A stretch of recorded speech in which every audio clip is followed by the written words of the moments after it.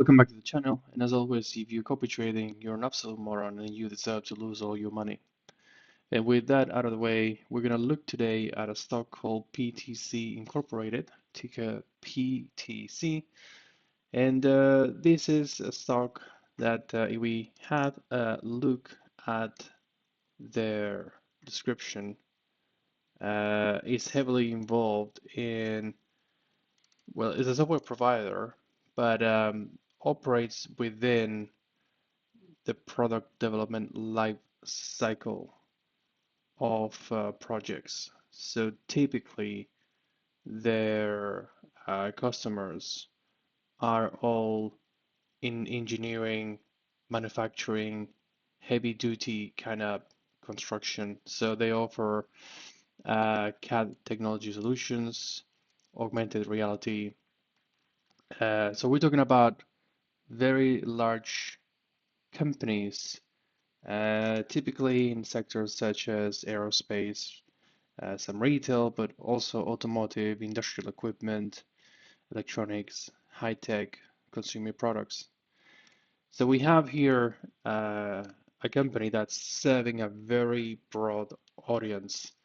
And I think because of that, considering the macro picture that we have, where it's a little bit murky, I want to have exposure to a broader sector as opposed to one single uh, client base out there.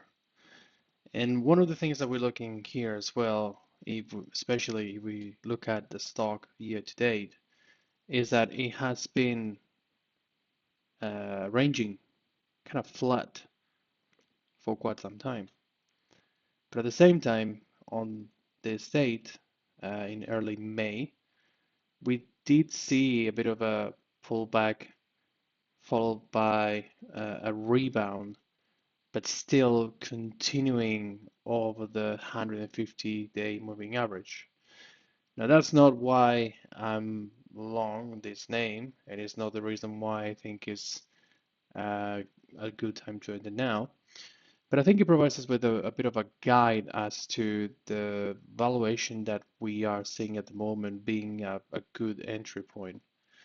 Because with the current spreads that we have in the options market, even if this upward trend continues back to its previous levels, we can capitalize on it, but I'll touch on the structure a little bit later.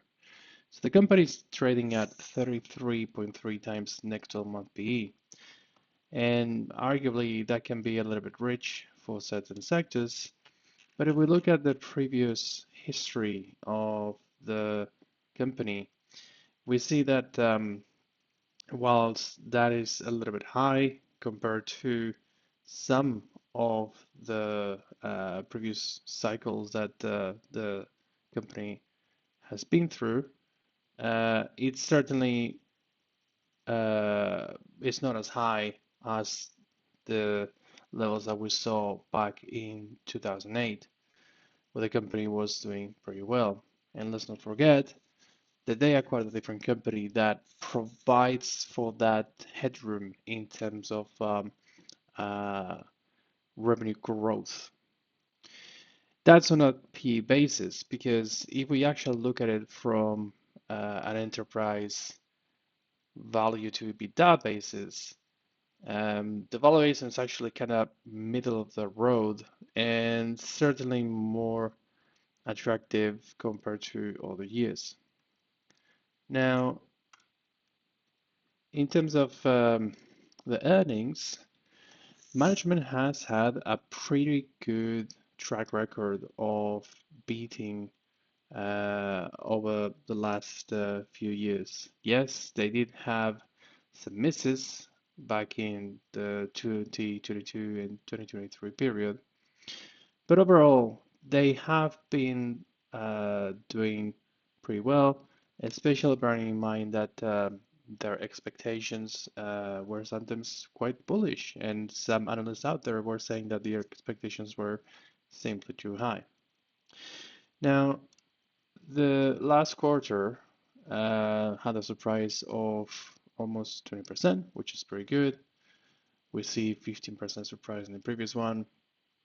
and also a beat of just 5. So the surprise seems to be accelerating, but here's the interesting thing. For the next quarter, the expectations are actually a bit modest. And as a matter of fact, the company has narrowed their guidance. At the same time, the language that we see in the earnings report was that yes, they delivered solid results, and that is because they have a differentiated strategy that leverages their unique product portfolio. They updated their targets, okay? But the interesting thing is that when you look at the guidance for the next quarter, you see, for example, revenue slowing down a little bit. Uh, you see, for example, cash flow not growing, and you see earnings per share that are below the previous one, with a gap as well below previous one. So management is doing the right thing in being upfront about those results. But what happens if they actually beat again? Because that is not a very bullish expectations. I think the probabilities of beating are higher, and that could drive up the valuation, or simply could put us in a position where there's going to be a higher EPS to apply that multiple to arrive at a valuation. Now, how would they achieve that? Well, they have mentioned that they are going through uh, a challenging selling environment.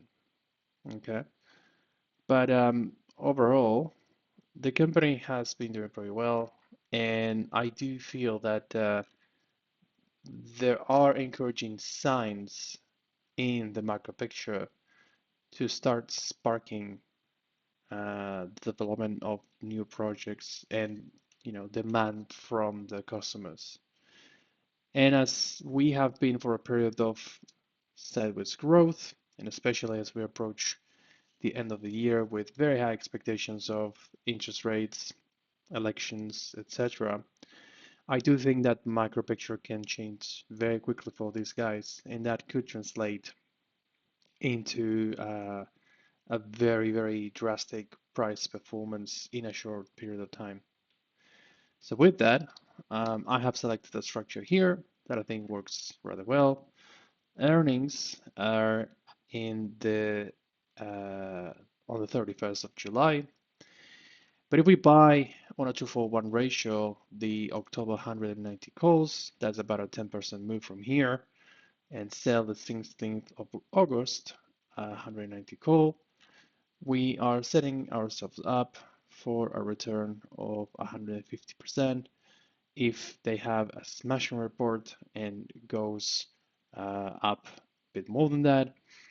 We could be reaching a 300% return too. And of course, we have the ability to restructure should we end below the $190 level by the 16th of August. So that's the idea. Hope you enjoyed it. See you soon.